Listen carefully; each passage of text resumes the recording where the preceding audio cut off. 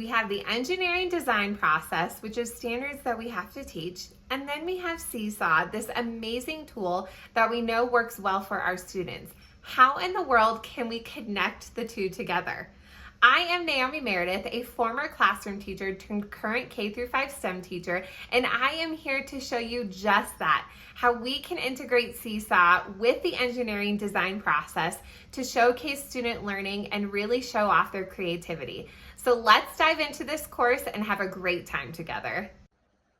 Thank you so much again for being here today for this session while we learn about using Seesaw to enhance the engineering design process. Again, I'm Naomi Meredith, a former classroom teacher turned current K-5 STEM teacher, and we have some great learning that's going to happen today. First, we're going to learn about what is the engineering design process, and it's not just for STEM classrooms. So this will be very helpful, especially if you are a classroom teacher. Two, we're also going to see ways that with the engineering design process, how we can integrate that into Seesaw. Three, we're going to look at some student examples. I have pulled together things from primary students and also intermediate students I've had in my classroom, so you could see the age range and ability levels in that way. And four, some useful supplies and resources that you can take away and implement in your classroom. First, let's build some background knowledge on what is the engineering design process. It is a real process that engineers use to ask questions, find solutions, and iterate ideas. Iterate means to test your solutions, make some changes, and then test and make changes. So that process happens a lot. So why in the world should we teach this? It's this big, scary world. Our students aren't engineers. Well, actually, they can take on that role. They are in the next generation science standards for elementary. So kindergarten through second grade have the same engineering design process standards, and they can be applied to any of the other science standards that you have as well. So it's a great way to solve those problems. When you're looking at the engineering design process standards, you don't have to teach them for every single unit. So that's a whole other lesson that we could go into, but you really want to think about the standards where there is a problem that students need to solve. It is different than the scientific method, and the engineering design process isn't replacing the scientific method. So think about it like this. We have scientists who are testing solutions to see if they work. They are doing experiments and using different variables to test those solutions. Engineering design process is a little bit different because we're asking a question and then we are building to solve a problem. Yes, it can be hands-on building, but as you get more into it, it can involve other things like electrical engineering or computer engineering. So it's not just that building engineering that we typically think of, but that is definitely a great start. So when you're looking at those next generation science standards, again, look at those standards, see what would make the most sense. Would the scientific method work or the engineering design process? So for this session, we're focusing on engineering design process and examples for those. The great thing about this is through this process, as students get used to it, as you as a teacher are used to teaching it, it does promote creative problem solving. So there are multiple solutions to the problem, which is amazing. It's hard to get used to at first because everybody's ideas are going to look different and unique. And that is the amazing part because that is how inventions get started. So definitely something to dive into. And it's actually really fun once you start using it in your classroom. When integrating the engineering design process, Seesaw makes it so easy with the tools they already have built into the platform. So when you are planning your lessons, and if you're already familiar with Seesaw, you know that those tools are available and you can link the two together. So when you see the examples that I share, I have those tools in mind as I am lesson planning. Now, if you are new to Seesaw, I'm not going to go over what all the tools do, just a quick overview. So just make sure that you check out Seesaw's website. They have some great tutorials for you to use when you're getting started. Also, if you're familiar with everything, definitely check those out as a great refresher. I've used Seesaw as a classroom teacher, so I've seen the value, what it was with my 24 students. And now as a K-5 STEM teacher, I also see how amazing it is with all the kids in this school. So this can definitely be done with all ages.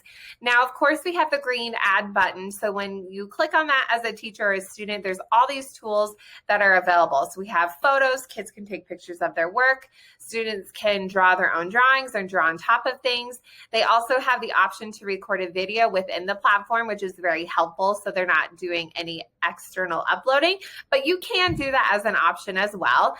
And then, of course, they can type a note to respond to things and add a link. So adding in those tools right away are very, very meaningful. And then we also have the activity button, that light bulb. So depending on the time you have, creating activities ahead of time that go along with your lesson and students respond on top of the pages that you send them is also great as well, because it can keep track of their thinking throughout the week. So often I will have a engineering design process notebook I'll send to their activities, and then we will go through that as the days go on. Instead of me printing something, it's more interactive with the Seesaw tools available. I've included some resources in here to help you with the planning process and as you brainstorm some ideas. So the first document is that lesson plan document, more like a brainstorm. Of course, we like to type out our lessons, a lot of us, but this is just a great way to get ideas out there and think through how a lesson would work with the engineering design process. So of course, you start off with the unit that you're thinking about and the main standards that you're looking for. I typically start with the next generation science standards. So yes, the engineering design process is a next generation science standard, but I look at the other science standards to see if there are problems that we can solve. Not all of them work, again, for the engineering design process. So I look at the one that I really want to assess. And of course, I integrate the other content areas as well. So how are students going to be reading informational text? How are they going to be writing about their thinking? How are they going to respond digitally, which are Common Core standards? What math standards am I working on? Mathematical practices. So I list all of those there. Those are all woven in. Any materials that I need, and those usually I pop in at the end once I think about those materials that might be needed. And then I go through each of the steps. So you'll see that there's little question stems that'll help you think through that. The second one is a poster that I created and have in my classroom, which you will be twins with me.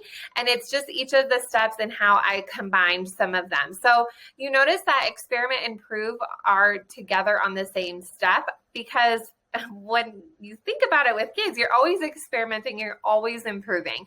So I don't have them as separate steps, which you might see in other posters, because that is a step that goes back and forth the whole time.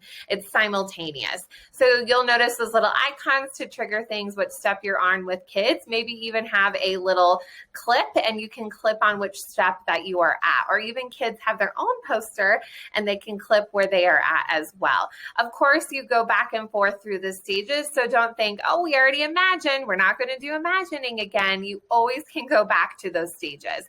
So I hope that you find these resources helpful while you are navigating the standard and making meaningful lessons. This is probably your most favorite part, is how have students actually used Seesaw to enhance the engineering design process? Are there student examples? Can it be done? The short answer, yes. And I will show you those different examples of how students have tackled this in many different ways. Now, the first stage of the engineering design process is that you ask a question. When I first started writing questions, I used to write them, can you build blah, blah, blah, blah, blah. Okay, so when I was thinking about it, can you is a yes or no response. Can you build this? Yes or no, or a maybe. And so it wasn't really open-ended, and it really closed off the thinking of the challenge. Now, students didn't really notice that at first. Some of the older students did with the wording, but it really closed off the experience. So when you are writing questions, write them instead by using how can.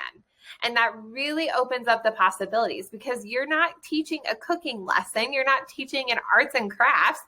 It shouldn't all look the same. It should look different because you're igniting that creativity. So think about that questioning. Also, when writing questions, there are lots of ways to do this. Depending on your time, you might actually want to provide the question. There was a point when I was teaching STEM for only 3 days of the week, and so we really didn't have the time to develop a question together well. So I would provide that open-ended question that we were trying to solve. Now, depending on your time, classroom teachers, you can integrate this throughout the day, which is amazing. You could develop the question together. So you can provide how can, and then maybe the topic, and then you guys think about the problem you're trying to solve. Sometimes with those integrated units, you might even have a question that kids have been thinking about already, things that have popped up. So this could lead into an engineering design challenge. So it can be as guided or as open-ended as you want when it comes to that questioning part. Now, like I said, I typically will write the questions ahead of time just for time. I see them in very limited time during the month. And so we will dive more into the other stages. So on the left, we have the fishing pole challenge. How can you create a fishing pole to help catch the fish? This is a challenge that I did with my first graders. And then on the right, we have the build a shelter challenge. How can you create a shelter that will withstand different types of weather? Now, they seem very similar. They have that how can, and they're more open-ended, but there is a big difference when you're writing for primary and you're writing for secondary students or those intermediate students in elementary. So typically what I have found be helpful with those younger students is that you have a one-part question. So yes, their creations will have lots of different things in them, but they're answering one question. For the older students, this is a two-part question. Can they create a shelter? And can that shelter withstand types of weather? And we had 3 types of weather they were trying to withstand. So there's 2 things that they have to answer and focus on. So it can bring that challenge level up more. Now, if you're thinking about differentiation, you could write 2-part questions for students who need more of a challenge. The way I teach the imagining stage in the engineering design process for primary and intermediate students is fairly similar, but with a variety of resources. I will often pre-research the topics, again, to save time, and students have a lot of choice within the resources that I provide them. So we'll do some imagining just to help build that background and they understand the problem even further. I'll provide images that are from real life. So a great resource is Unsplash, and they're high quality photos. So for one of our challenges, we were learning about boats. And so I provided different images of boats to give that inspiration. I also will use things like podcasts with students. There's some great ones like Brains On, Tumble Science are some great ones to build some background. Lots of videos, little video clips, and they might explain the science concept or maybe take kids to the place that we are learning about. Also, Get Epic. Epic Books has a lot of great kid resources. I'll create collections for students and they can explore within that collection to help them research. So really guiding them toward that direction, giving them that choice. I also want to make sure to hold students accountable for their learning, nothing crazy. So you can see that these response sheets are very similar. There's just 2 different ways to respond. So they might be able to respond by writing, and Seesaw makes that easy with the typing tool. They can also respond by recording their voice, so that's a lot easier for them. And then they can also draw their thinking. So drawing and labeling their thinking using those drawing tools, or they might draw on a separate piece of paper, take a picture and insert it into that box. You notice there's QR codes, and you obviously can't scan a QR code on the iPad that you're using. This might be something that I print out. These are actually videos linked to YouTube. At my school, YouTube is blocked, so we'll actually watch a video as a class, respond to that video, watch the other video as a class, and respond to that video. So using those outside resources to build that background, to build understanding, to know why they're solving this problem and what is going on, and just giving them those opportunities to explore things that are at their level. So this can be, of course, again, everything can, but be differentiated based on the needs of your students and the things that you have available. Planning is so important at any stage when you're doing a project, and the planning doesn't have to be super intense. So if you're thinking about how much time that you have, planning can be quick. It doesn't always have to be drawing. So I'm going to show you drawing examples, but if you are super pressed for time, I've done this before in a class. I've done a 45-minute session with the engineering design process with younger students. And so for part of the plan, I showed the students the materials that they'll be using. And then with their partner, they would talk about the 5 that they wanted to use. And that was their plan. So they were thinking about it ahead of time. So it can be as involved as you would like. Now, the great part about this planning stage in the engineering design process is I relate this a lot to the writing process. And so this is a time to really think about your ideas. You might not do exactly what you draw or talk about, but it's a way to get your brain thinking of lots of different ways. This example here is a student one. In Seesaw, I sent them this planning sheet. And the wonderful thing about the drawing tool is that it's endless colors. My first week teaching STEM, I had somebody eat crayons.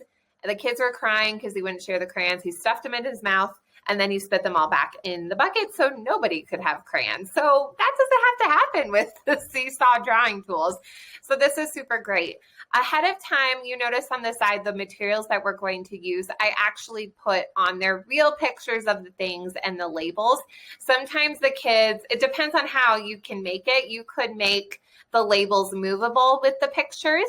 And so there's some ways that you can do that. And students could actually move and label the things that they have drawn. Or you could leave it stagnant like this and students can draw lines to what they are showing. So this will help especially the younger students to make sure that they are using everything that is provided, or you're just thinking of a way that it can be used. Not required to use all the materials, but just ways that they can add more details to their plans. For older students, depending on the unit, my first units I typically do, we do focus a lot on the planning stage. And so this was an example of how a project we were doing of designing a hiking backpack. And so students actually drew their designs on a piece of paper. Just with the devices that we have, it wasn't as easy to draw on the actual device. So planning on paper is a-okay. That's why you have the picture taking tool in Seesaw and you can upload it that way. I would really wanted students to focus on the different parts of their designs. And trust me, I did not draw this. I can't draw. Mine looks like the other one, the kindergarten example. So students were drawing their plans, they were labeling their designs and the purpose of those plans. I wanted them to also think about multiple views of their designs. Now I should have put it on here. This plan actually came to life and that student built it out pretty similar to what they had decided on, which was pretty amazing. Now, if you're like, well, we only have Chromebooks, we only have devices with a front-facing camera. One little hack you can do is have students turn in the papers to you at the end of class, or have them lay them all out on a table, so lay them side by side. And then if you just use your phone, download the Seesaw app really quick, and then you go and take a picture for each of the students and add it to their account. It really takes about 5 minutes. You could probably get a better picture than them holding it up to the camera all awkwardly and you see their eyeballs popping out. You know what I'm talking about if you have your kids do that. I still do sometimes. But if you want a more clear picture like this, that's a great hack. If you want to be the kids' favorite teacher at school, have them build some things. The create stage of the engineering design process is so much fun, and this is the stage that kids thrive for, and they love it. And you don't need a whole lot of materials to get started. Once they have started their plan, they have something in mind. This is where the magic happens for sure. Now, there isn't a whole lot in the create stage students might do because they are obviously creating, but you can definitely use Seesaw still as an asset to help them with their creating process.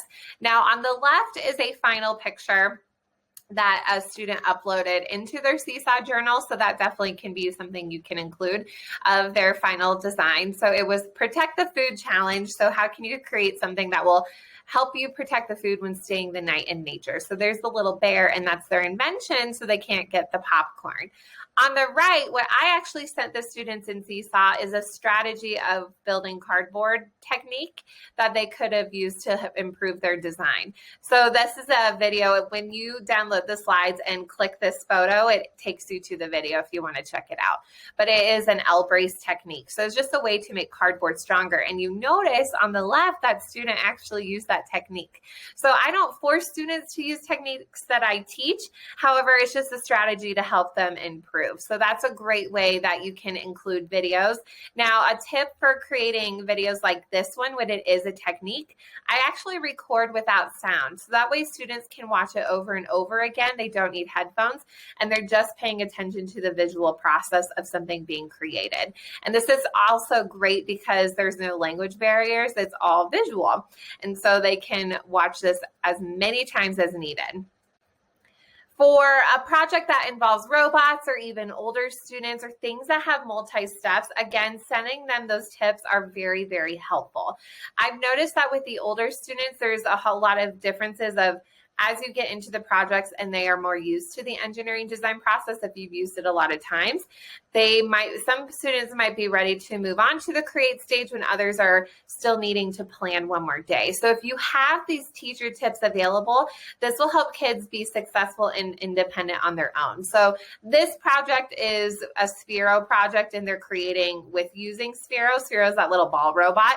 And so there are some tricky steps that just connecting the robot in general, it doesn't even have to do with the designing part, but I include these tips so if they are working ahead on their own, or if they are working in a group and I've already shown the steps, or if a student is absent, or even if they want to do this at home, they have these available in their Seesaw journal and they can refer to it right away. So they don't have to wait on me. They don't have to take the picture themselves. Like, wait, what was that again? They can just look in their Seesaw journal and it's right there. On the left is a different video. Now, I did make this ahead of time. I use Sphero for quite a few lessons. So if you know you're going to use a tool many times, or if your partner teachers are going to use the same tool, if you make a video tutorial of those steps in detail and just kind of take some time, I will play that video as a whole class as my mini lesson. And then I also send it to kids in their Seesaw journals so they can access it as well. This video does have my voice because they do need to hear what I am clicking on, but just a way that how you can really use video to enhance, and you can be in more places than once during that creation process. So think about those things that students might need you personally, make a video or send them pictures, and then you can be in more places than once. Once students have created their design, they are ready to experiment and improve along the way. Now, like I said, with the resources, experimenting and improving will happen simultaneously. And so that might be a quick back and forth process, especially with the younger students. They immediately see if something's going wrong, I need to fix it right away. So this is a great opportunity, especially if the projects are really messy or awkward, if it involves water. During this stage, you can be support by walking around as a teacher, but also you might be the one who wants to film and take videos of the students putting their designs in action. This is an example of a boat when we were helping the gingerbread man travel across the river. So if he got a little more smart, he could have designed an invention so he didn't get eaten, which he didn't want to get eaten even though he's a cookie. So I was taking video of the kids testing their designs, and I didn't want them to have an iPad around the water, so this worked out great. So if you see that top box, that black box in the corner, if you click on that, when you download the slides, you can see the little boat moving around. So it's cute. You can hear their voices. It's great for the parents to see also. They can get that perspective of a different type of learning that's happening in your classroom, because of course, you know, they're going home and sharing this, but it's cool for the parents to see it really quick, and you might actually take quicker videos than the kids. With older students, again, I will also go around and take videos. Sometimes they're better at being more independent at that stage. But again, if it's super messy, I'll do that step just to keep the devices safe. But with those older students, and they have those two-part questions anyway with their designs, but I will give them a modification and testing checklist. And they will have this beforehand. So while they're creating, they're thinking about how they can improve anyway. And so this isn't always a mystery to them. And sometimes they might even help me make that checklist checklist and improve it and things that should be added, which is super awesome. And so for this one with the Build a Shelter Challenge that we saw in another session is that they were building a shelter to withstand the elements. And so, yes, they built a shelter, but can it withstand the elements? So before they actually tested their design, I had them guess if it would withstand. And it's okay if they were all yeses, but we were trying to make their designs even better. Now, one of the stations was water as well. I just love using water, obviously. I did have students take a picture before and a picture after, and then they could see how their design changed or was made better. So you could see that the student didn't have a covering, so it didn't withstand rain or snow, but then they added a covering and something on the bottom to make it more sturdy. So implementing all of those layers, which is great. I could print these out, of course, for students, and they could check it off. Not a problem, but it's just adding in that extra element to bring their creations to life and sharing their learning and interacting with their work in a way that they might not have had before. The sharing part of the engineering design process, you really don't want to skip, and especially when it involves that reflection piece. This could be when you're thinking about planning your projects that you really focus in on a certain unit and how students share and reflect on their designs, because that reflection part is so important. How can they improve and get better? And also notice the things that really work well when they're working in a group, when they're testing out things. So this is always a continual process. So the engineering design process isn't something you're like one and done. I checked it off my list. You can do this all year long. So of course, not with all the standards, but you could do this every month and it will totally change the way that students really attack this type of thinking. So not the only way to attack problems, but it's just really great that they have different projects to express themselves with the engineering design process. For younger students, I encourage them to type their thinking when they are answering reflection questions. Of course, I have them write the sounds you hear, so it's totally fine. Even having kids have these questions up on their screen in Seesaw and using them as sentence frames, and they can record their voice on top of that, which is excellent. They have the sentence frame right there in front of them, and they can go to a quiet spot and record how the project went. On the right-hand side, it's actually a student recording, so when you click on the slides, you can listen to the voice. I wish he used the arrow to point to everything, but have students take a picture of their work and then again go to a quiet spot and they can record how their project works. So this was another food protection challenge invention, and he explained all the process of how this whole design works, which was really great. The thing I like about having kids record over a picture is that they can do that later on. So they could take a picture one day and then the next day they can record their voice. Maybe you have a designated recording station and students take turns so that there's not all the screaming and excitement, because there is when you're doing challenges like this, but you could hear what students are working on. With this one, again, I add in more detailed questions, so more challenging questions for older students to think about. There is a video up at the top of a robot prototype in action, and I think I was watching it. You can hear my voice at the end. I was very impressed because it stayed on the track the whole time. So that was super exciting. So we posted that video. And then having those pictures of things in action are really great. What I love is that students can also comment on one another's work. So that could be a whole lesson of how students can give one another feedback on how their design work. This is a game design, and so students gave feedback to each other's work on how well the game was played and if it actually made sense. And some of the parents even of their child started commenting on their work as well, which was super amazing. The Seesaw blog is also another opportunity where you can share work to other audiences. So students, younger or older, could share with their book buddies, or if you're connected with other classes as well. So don't skip that sharing piece. It's super important for students to reflect and make meaning of the work that they did. When thinking through lessons that you want to implement the engineering design process and integrating Seesaw, there isn't a whole lot of supplies and resources that you need. In fact, you can just start with donations of general recycled materials. So cardboard tubes, thin cardboard, construction paper, anything you have on hand will work just as well. So don't feel like you need anything fancy. But if you do want some fancy things, I have provided you my suggestions of my top 20 favorite STEM tools to integrate into any classroom setting. So these are things that have various price ranges, and you might even have some of these at home or even ask for some grants or different ways to gather these items in your classroom and build up a whole little STEM collection. And of course, don't forget to also download your brainstorm planning guide for the engineering design process, and then your poster that you can use with your students.